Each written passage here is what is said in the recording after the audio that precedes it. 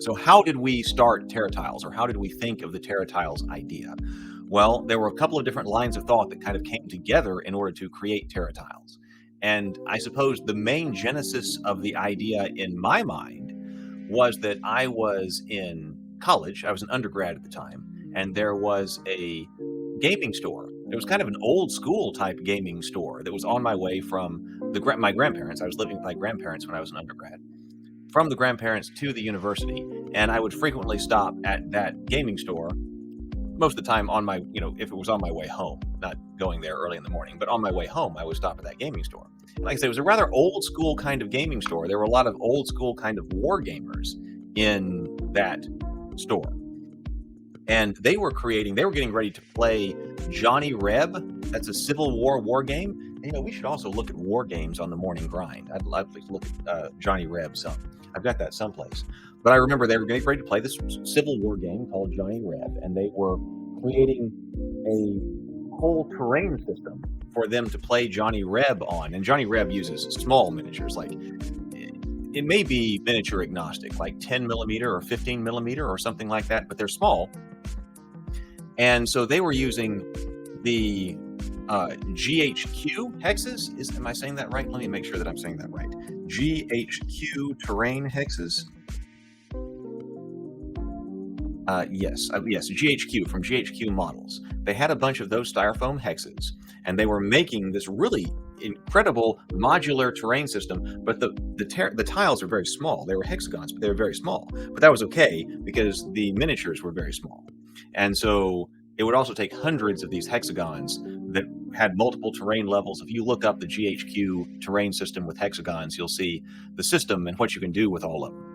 And I thought that was really cool. But at the time, my brother and I had also been playing a lot of Warhammer Fantasy Battles with the much larger miniatures, the kind of standard Warhammer size miniatures, or the miniatures that we now typically play role-playing games and Dungeons and Dragons with, things like that.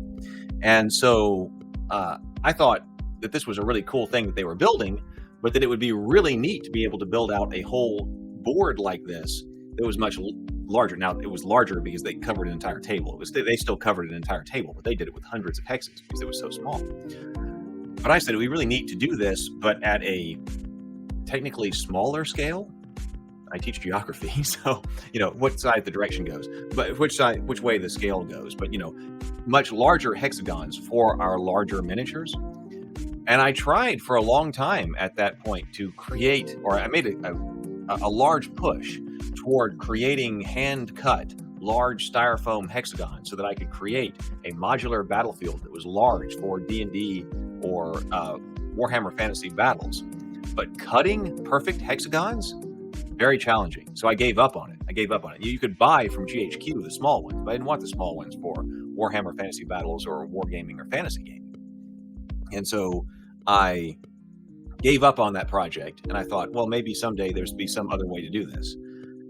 Much later, several years later, my brother and I had the idea. My brother's name is Seth. Seth and I had the idea that we would do the War of Kings game. That was just a board game, a strategy board game that he and I developed. And we said, hey, let's see if we can develop this, and if we can bring it to Kickstarter, get the game produced, and then get it out to everybody, and have the game to sell. So that's its own story. But the important part here is that we were successful at that. We designed a strategy war game of kingdom building. We marketed it. We put it on Kickstarter. We funded it. We had it manufactured. We went through global shipping. Then we went through, shipping it out ourselves. We packed all of them ourselves, did all of our fulfillment ourselves. And then we completed that project, and we were like, okay, well, now what do we do? Because we had just thought about doing that for, one project. Our goal was just to do one project. But then we had all this knowledge. Now, see, this happens a lot. If you try to do one project, you know what you're going to have at the end of one project? You're going to have a whole bunch of knowledge that might enable you to launch a whole company. And we hadn't been thinking about doing a company or something like that. But after we had done War of Kings, we said, we've got all of this knowledge. Maybe we should use that knowledge to do something else. Now, what else were we going to do? We could develop another game, but developing another game takes a long time. And we started development of Enchantress. That was the second game that my brother and I designed, which also did come to Kickstarter. and is also available on Raven Keep, by the way. There's still a few boxes left, a very few boxes. But anyway, development of an entirely new board game takes a while.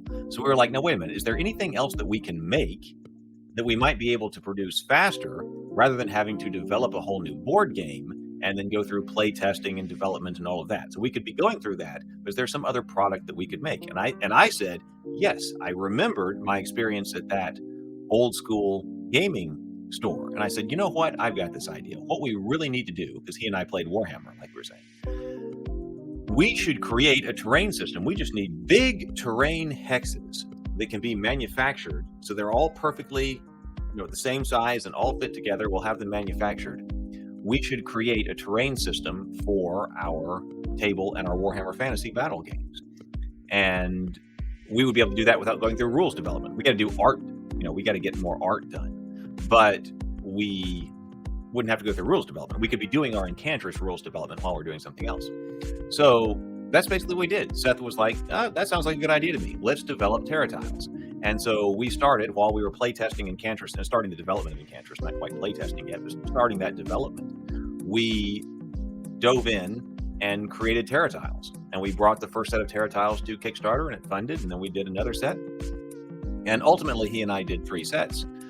There weren't a whole lot of them, now they've been out of print, so I'm trying to bring them back because people have asked me about them, so I'm trying to bring them back in very limited quantities, but doing another printing of them because I know there are some people who want them and never got them. But that's why. That's the story of that. So thank you for asking that question. I hope that that was a good answer for you. So, a kind of cool story, kind of learning how to do things, how to manufacture things, and how to start a business. And, I've had extreme ups and downs ever since that point. But learning how to do something like that and getting a product made, that was really important. So like there are 6-inch hexes out there too for terrain. Yeah, there are several different types of terrain out there, and some of them have done the hexes, but I don't think that many of them have done it the way that TerraTiles does. And I don't think that I've seen people do terrain setups like I did it when I created the 3D version. So if you look on the YouTube channel, I did a special series of videos on how to create a 3D modular set of hexagonal terrain using the risers to get elevation on that, using TerraTiles and the risers. And it was a quick process, like a day's worth of work to have all the materials sitting there to create a really amazing board. And I wanted to create that for a long time because that's the kind of methodology that those guys at that gaming store years and years ago were using to create the board, their battlefield for the Civil War game. And I just applied those principles to the larger size Warhammer Fantasy Battles, even though that's not supported anymore. It hasn't been Warhammer Fantasy Battles in years, but that style game or your role-playing game. So I've done that, and I think it was a great system. I think it worked extremely well. It finally made exactly the board that I wanted to make, the whole terrain system I wanted to make, so it finally got done. I want some more environments. That's another reason why I'm reprinting TerraTiles. I want some more environments.